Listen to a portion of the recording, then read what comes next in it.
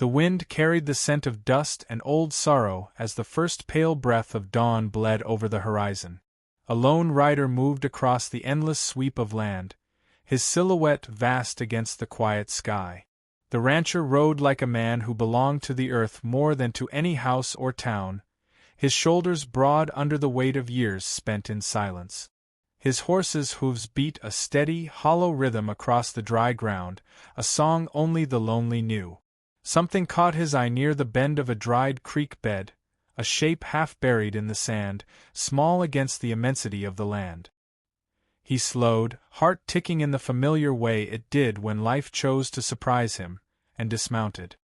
His boots sank into the cracked earth as he approached.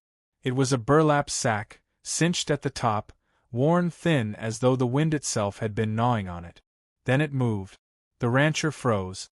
A sound, muffled and trembling, leaked through the rough fabric, not the cry of an animal, but the stifled sob of something far more fragile. With hands calloused from rope and rein, he knelt and eased the knot loose.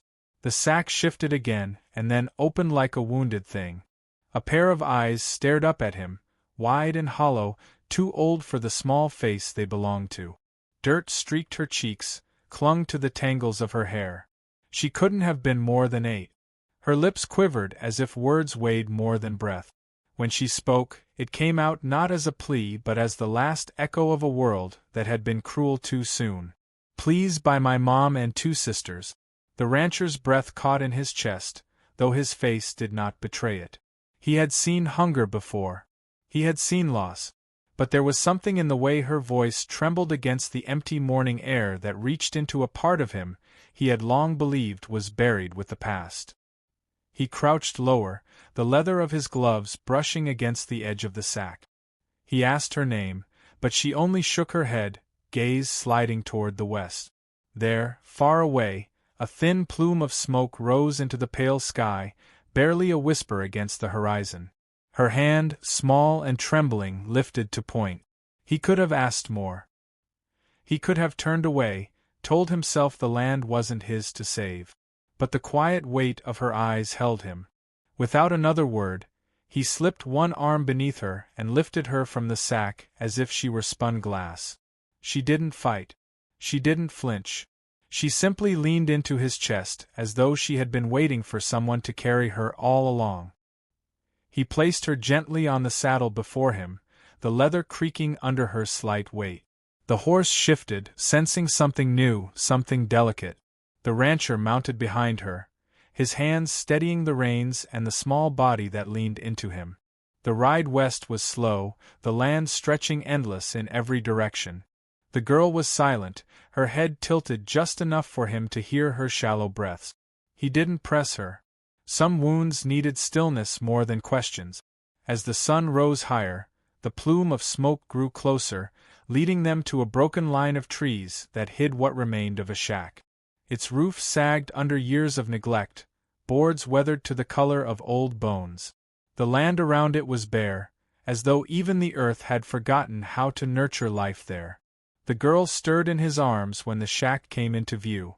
Her small hand clutched the reins with him, a gesture of both fear and hope.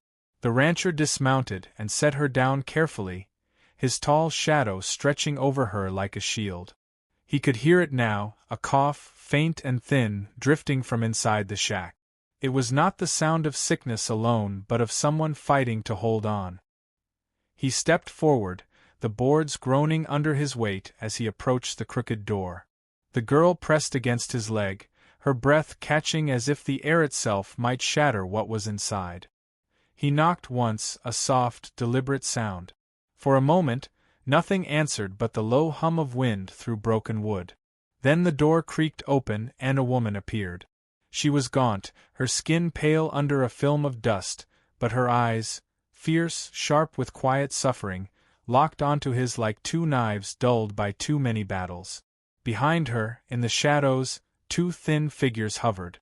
Sisters, younger than the woman, their faces tight with suspicion and something deeper, something like the last embers of hope refusing to die. The girl let go of his leg and stumbled forward, wrapping her arms around the woman's waist. The mother's hand trembled as it fell against the child's hair. Her gaze never left the rancher. The words the girl had spoken earlier still clung to the air between them, heavy and aching. "Please buy my mom and 2 sisters." The rancher didn't speak of money. He didn't speak at all for a long moment. His eyes traveled over the fragile figures, the sagging walls, the silent cry for salvation written in every corner of that place. His hand found the small pouch at his belt, and he placed it quietly on the warped step, not as payment but as offering. Bread, water, the simple currency of life. The mother's lips parted as though to protest, but no sound came. Instead, her shoulders sank, not in defeat, but in the first surrender of someone realizing they didn't have to fight alone anymore. The rancher stepped back, his voice low, worn soft by years of solitude. "Keep it." He turned then, not to leave, but to the small clearing beside the shack. There, under the open sky, he gathered wood. His hands, made for labor, built a fire that crackled into the falling dusk. Its light threw long shadows across the shack, a faint warmth where there had been none. When night finally laid its heavy hand across the land, the girl curled near the doorway, clutching his worn glove as if it were a promise. The mother's gaze lingered on him through the flicker of the fire, not with trust yet, but with something that might grow into it. The rancher lay back against the cold earth, his hat tilted over his eyes. The stars opened above like old scars on black skin. Somewhere in the hollow of his chest, something long silent stirred. He closed his eyes, knowing without words that this was only the beginning, and that the land itself seemed to hold its breath for what was to come. The morning broke with a muted light, as if the sun itself hesitated to touch the shack that sagged beneath the weight of forgotten years. The rancher rose from where he had slept near the embers of the fire, his body unfolding in slow, deliberate movements. He had known hard beds before, the kind that left a man's bones aching, but the ache in his chest this morning was different. It came from the sound of soft voices inside the shack, hushed and careful, as if the walls themselves might shatter if the words grew too loud. The door creaked open, and the woman stepped into the pale dawn. She carried herself with a dignity that did not match the rags on her back or the hollowness beneath her eyes. Her hair, dark though streaked with dust, framed a face carved by endurance. There was strength there, not the loud kind that shouts over men, but the quiet kind that holds up the world when no one else will. He nodded to her in greeting. She returned it with a slight tilt of her chin, guarded yet grateful in a way words could not shape. Behind her, the 2 sisters hovered. The older one, perhaps 13, clutched a thin blanket around her shoulders as though it were armor. Her gaze cut sharp and suspicious, flicking over the rancher with the wary precision of someone who had learned too young that trust could be a weapon turned against you. The younger sister peered out from behind the woman's legs, her small hand clutching the fabric of her mother's dress. Her eyes, though tired, still held a shimmer of something unbroken, a light not yet stolen by the world. The girl from the sack stepped out next, barefoot, her small face lifted to the morning breeze. She moved closer to the rancher, not with fear but with the kind of fragile confidence that came only when a child sensed safety without understanding why. She stood near him without speaking, her presence a quiet tether between strangers who were no longer quite strangers. He crouched near the fire and stirred the beans he had set to warm before dawn. The simple scent filled the thin air, and for a moment it felt almost like any other morning in any other life. He handed a tin cup to the woman first. Her hands brushed his as she took it, and he felt the tremor in her fingers. Not weakness, but the exhaustion of someone who had carried more than her share of burdens for too long. When the girls had eaten, the older sister finally spoke. Her voice was sharp, defensive, every syllable a small blade. "Why are you helping us?" The rancher didn't look at her right away. He poured another measure of beans into the girl's cup and spoke low, the words carrying the weight of truth rather than comfort. "Because someone should have helped me once." The answer settled over them like a soft wind, quieting even the suspicion in the older sister's eyes. The woman's gaze lingered on him longer this time, something shifting in her face. Not trust, not yet, but recognition, the kind that passes between two souls who have both known abandonment. As the sun climbed, the rancher walked the perimeter of the shack. The walls leaned like tired men after too many miles. He ran his hand over the warped boards, the splintered wood biting at his skin. Without a word, he began to mend what he could, his hands steady, his movements deliberate. The sound of the hammer against the old nails echoed softly through the still air, a promise built one strike at a time. The little girl followed him, her bare feet silent against the dirt.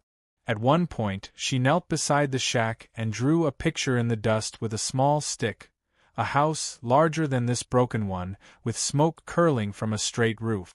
In the doorway, she scratched out a tall figure with broad shoulders. Then she looked up at him with a shy, questioning glance. He paused, studied the crude drawing, and for the first time in years, a small, unpracticed smile tugged at his lips. By late afternoon, the shack no longer looked ready to collapse. It was still fragile, still worn, but the roof no longer sagged quite so low, and the wind no longer slipped so easily through the gaps in the walls. The mother stood at the doorway, watching him work with an expression that blended gratitude and sorrow. She spoke finally, her voice soft, carrying the weight of words rarely offered. "We had nothing left to trade. Not even ourselves. She thought maybe if you bought us you'd keep us safe." The rancher paused, the hammer still in his hand. He turned to her, his eyes steady, his voice quieter than the wind. "I don't buy people. I keep them alive if I can." The older sister's chin trembled at that, though she hid it quickly. The mother's shoulders eased, just barely, as if those words had lifted something invisible from her back. When evening came, the rancher built another fire outside. The family sat near him this time, the circle small but warm against the growing dark. The girl leaned against his arm without asking, and he let her. The older sister sat stiff at first, but when the younger one curled against her, she softened, if only a little. The mother sat across from him, her face lit by the flicker of flames.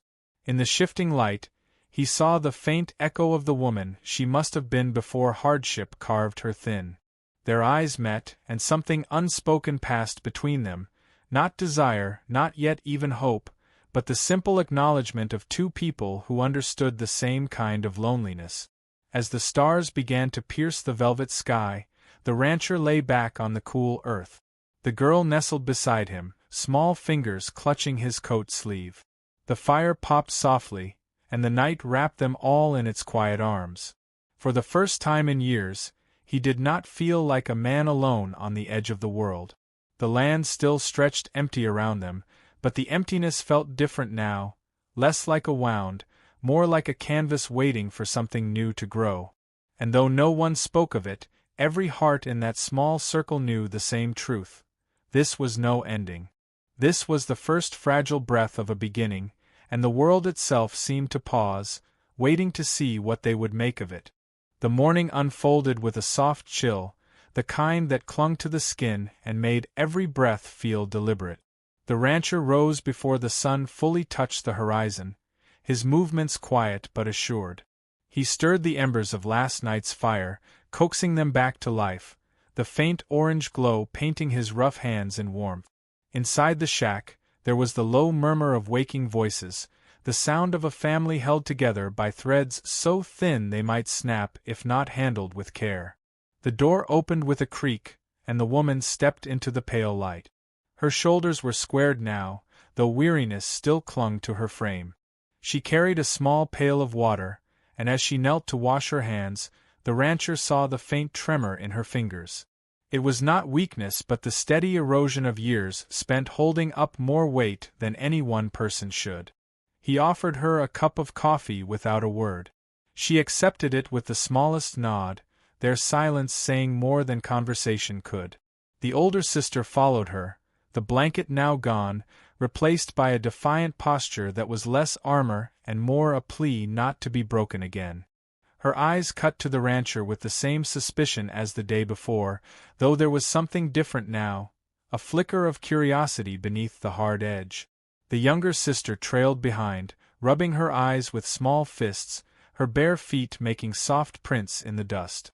The girl from the sack was last to emerge, clutching his worn glove as if it were her own treasure. The rancher moved to the side of the shack, assessing the work he had done. The boards held.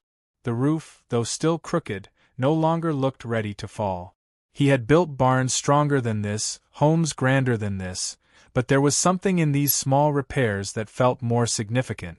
Each nail driven into the wood felt like a promise, not spoken, but binding nonetheless.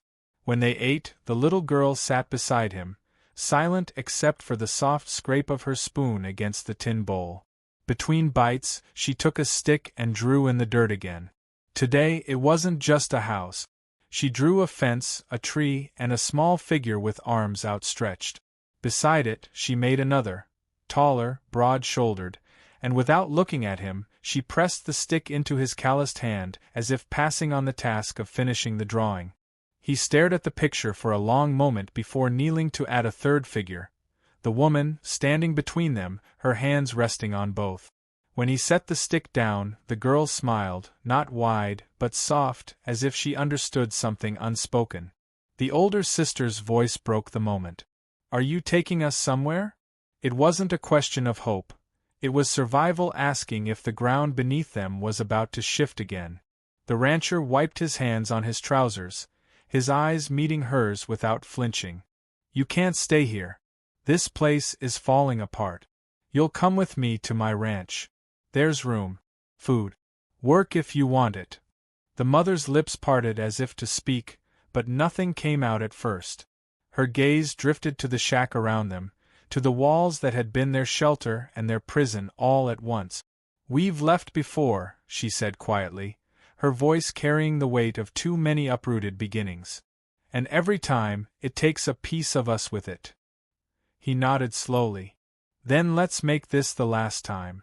The words hung between them, heavy and fragile. The older sister's jaw tightened, but her eyes softened just barely. The younger one reached for her mother's hand, and the woman squeezed back, grounding herself in that small connection. By midday, the rancher had readied the horse and what little supplies they had. He watched as the woman gathered their belongings, a faded blanket, a chipped mug, a small bundle of clothes. The sisters moved silently, each item handled with the reverence of people who owned nothing but what they could carry. When they stepped outside for the last time, the little girl paused at the doorway. She turned back to the shack, her small fingers brushing the weathered wood as though saying goodbye to a friend who had both sheltered and failed them. The rancher caught the quiet motion and felt something twist deep in his chest. The sky shifted as they mounted, the clouds gathering low on the horizon. The first roll of distant thunder sounded like the voice of the land itself, urging them forward. The woman sat behind him on the horse, her hands tentative against the saddle until the younger sister climbed up in front of her. The older one walked beside them, her chin lifted in stubborn resolve. They rode west, the plains opening like an unwritten page before them. The rancher's land lay far beyond the horizon, a place of solitude and silent memories. He had built it to keep people out, to keep himself untouched by the ache of loss. Yet as the girl leaned back against his chest and the woman's steady presence warmed his spine, the emptiness ahead felt less like exile and more like possibility. As they traveled, the rain began, soft at first, then heavier, soaking through fabric and settling into skin. The little girl shivered, and without thinking, the rancher wrapped an arm tighter around her. She tilted her face up toward him, rain dripping from her lashes, and whispered in a voice barely louder than the wind, "Are we going home?" He looked ahead at the darkening horizon, at the storm that waited between them and whatever future lay beyond. His voice was low, steady, the kind of tone a man used when speaking to the earth itself. "We're going somewhere better than this." The woman heard him. He felt it in the subtle way her grip on the saddle changed, not desperation now but a quiet acceptance, as though she, too, wanted to believe in something beyond survival. When they finally paused to rest under the shelter of a lone, twisted tree, the rain eased into a fine mist. The rancher built a small fire from the driest wood he could find, the flames stubborn against the damp air. The family huddled close, their silhouettes flickering against the weak light. The mother's voice broke the silence. "What's your name?" He hesitated a moment, as though the question itself reached into a place untouched for years. "Eli," he said simply. She nodded once, her eyes lingering on him through the veil of smoke and rain. "Thank you, Eli." He didn't answer, only stoked the fire and glanced at the girl who had fallen asleep against his knee. Her small hand still clutched his glove. He let the moment settle into his bones, knowing without needing to speak that this journey had shifted something permanent. The road ahead was long and the storm not yet done, but for the first time in years, he felt the faint hum of belonging stirring under his skin, as if the land itself had been waiting for this crossing of paths. The storm deepened as they moved across the plains, the rain no longer gentle but slicing through the air in hard, slanting lines. Eli's hat brim funneled water down his coat, his shoulders hunched against the weight of weather and responsibility. The horse's muscles shifted beneath him, steady but strained under the burden of more than just riders. The little girl clung to him, her small body trembling with cold and something quieter, the ache of a child leaving the only walls she had known, broken though they were. Behind him, the woman's grip was firm, not from fear but from resolve, her presence a quiet strength pressing through the storm. Hours blurred into a gray wash of sky and land until the faint shape of a town appeared on the horizon. Eli slowed, his jaw tightening. He knew this place, though he hadn't ridden through it in years. It was the kind of settlement that stripped things down to survival, where kindness was currency too rare to trade. As they drew closer, voices cut through the rain, rough and sharp. A group of men stood near the outskirts, their silhouettes hard against the pale mud-colored buildings. One of them stepped forward, squinting through the downpour. His voice carried the lazy cruelty of a man used to taking. "That you, Eli? Thought you'd buried yourself out on that ranch of yours." His eyes drifted past Eli to the woman and the girls. A smirk twisted his mouth. "Guess you dug up more than fence posts." The woman stiffened behind him, the older sister's hand tightening on the younger one's arm. Eli swung down from the horse with deliberate calm, the rain pooling at his boot. His height cast a long shadow even in the dim light, and the men shifted slightly, some instinct reminding them that this was a man who had weathered more than storms. "They're coming with me," Eli said, his voice low but carrying through the rain like a steady drumbeat. The man spat into the mud, a sharp laugh breaking from his throat. "You can't just haul off what don't belong to you. They've got debts, ties. Ain't that right?" His eyes slid to the woman, daring her to speak.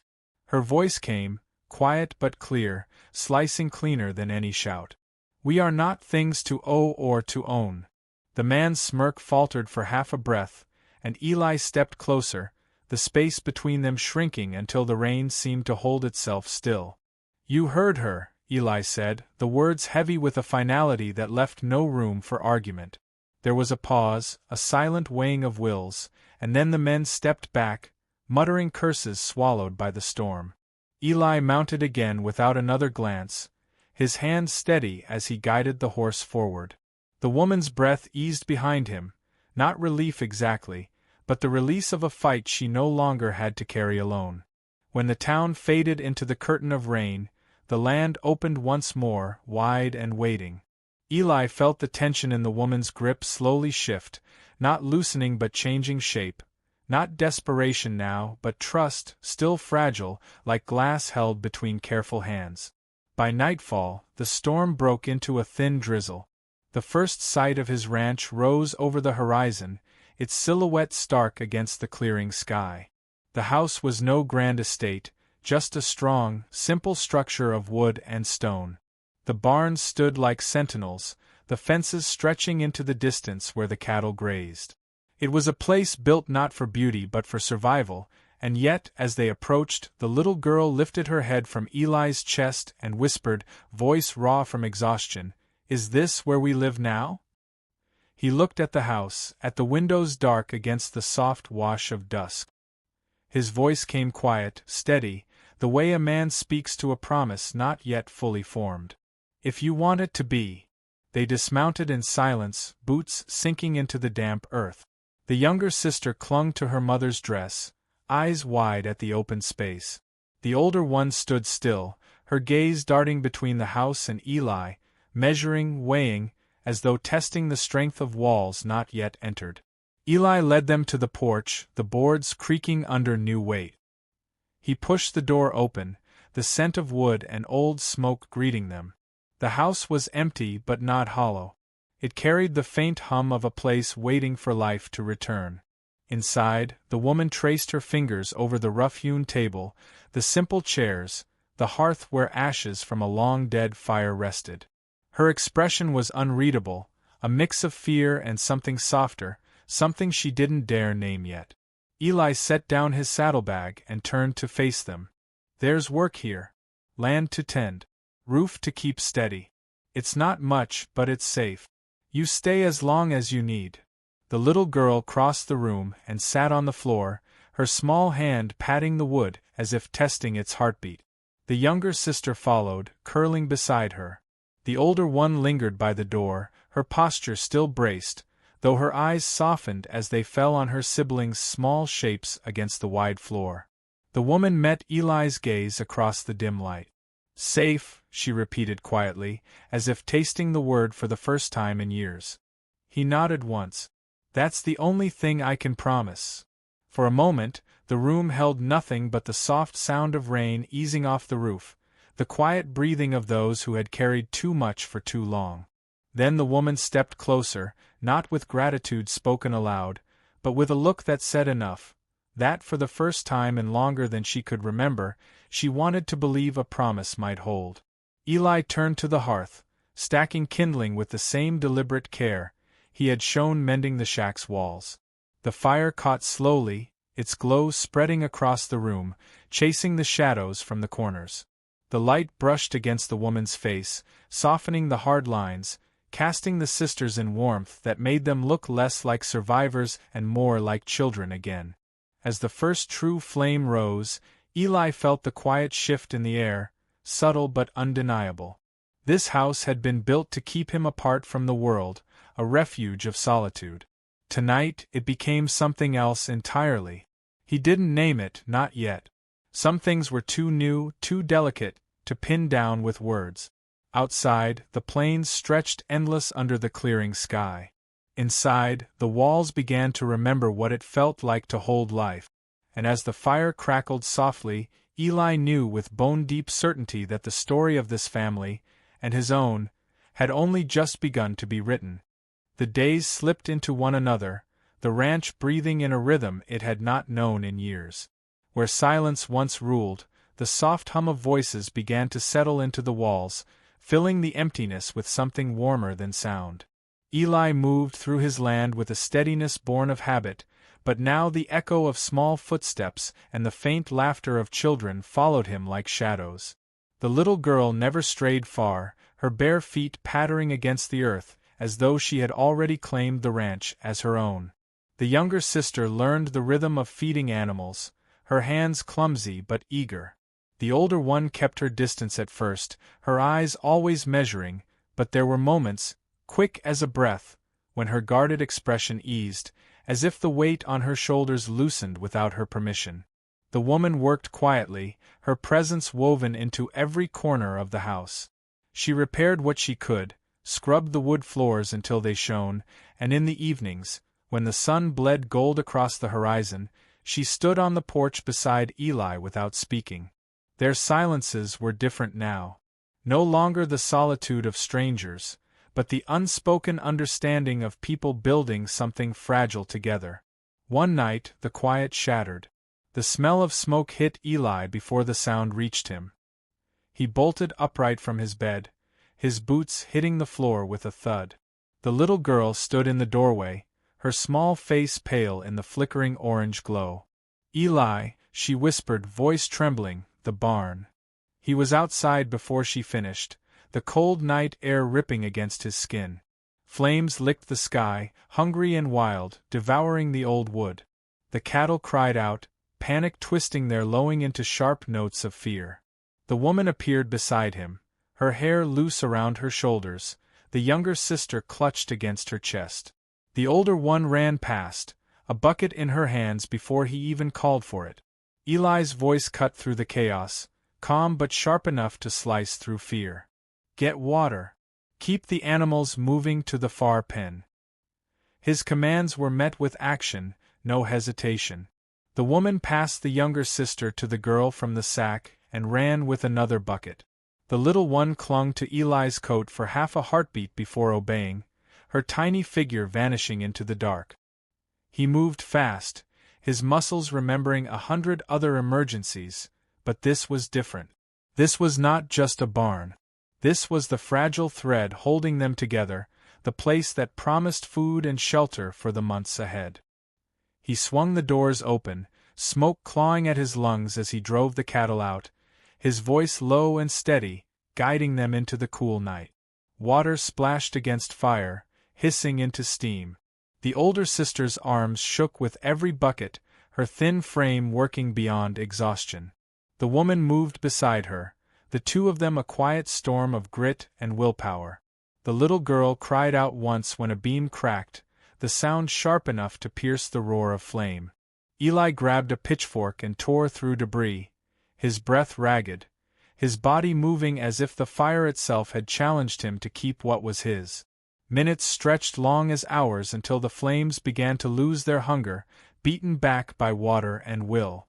When the last ember hissed into quiet, Eli stood still, chest heaving, sweat and soot mingling on his skin.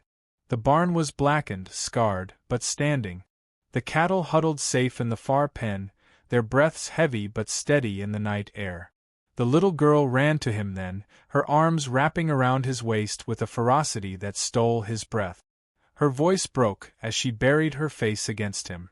Please don't leave us too. He froze, the words hitting deeper than the fire's heat ever could. Slowly, his hand came to rest on her small back, steady and firm. He looked at the woman, at her soot-streaked face and trembling hands, at the sisters standing close, their thin bodies silhouetted against the smoldering barn. In that moment, something shifted fully, irreversibly. These weren't just people he had stumbled across in the dust. They were his now, and he was theirs. He knelt to the girl's level, his voice low but certain. I'm not going anywhere. The woman stepped closer, her eyes catching the faint light of the dying fire. She reached out, hesitated, then let her fingers brush against his soot-stained hand. Her voice was soft but carried the weight of a vow. You didn't buy us. You found us. Eli held her gaze, the truth of her words settling into him like roots sinking into earth. He had spent years building fences to keep the world out, walls to keep his heart empty and safe. Tonight, in the crackle of fading flames and the trembling of small hands clutching him, those walls burned away, leaving something raw and alive in their place. They returned to the house in silence, the night air heavy with exhaustion and something quieter, deeper. Inside, the fire in the hearth cast a soft glow, and for the first time, the room felt full. The sisters curled together on the floor, the little girl nestled between them, her small hand still gripping Eli's glove.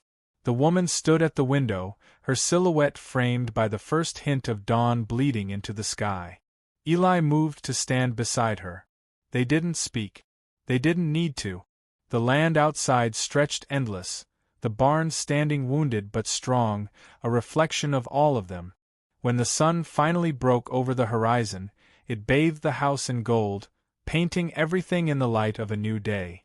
Eli felt it settle in his bones, the understanding that family wasn't always born. Sometimes it was found in the middle of a barren land, in the quiet hands that reached out when the world had turned away. He glanced at the woman, at the children sleeping safe under his roof, and for the first time in years, the ranch didn't feel like a fortress or a refuge. It felt like home. And in the stillness of that moment, as the first full light of morning spilled over them, Eli knew this was not an ending at all but the first true chapter of a life no longer lived alone.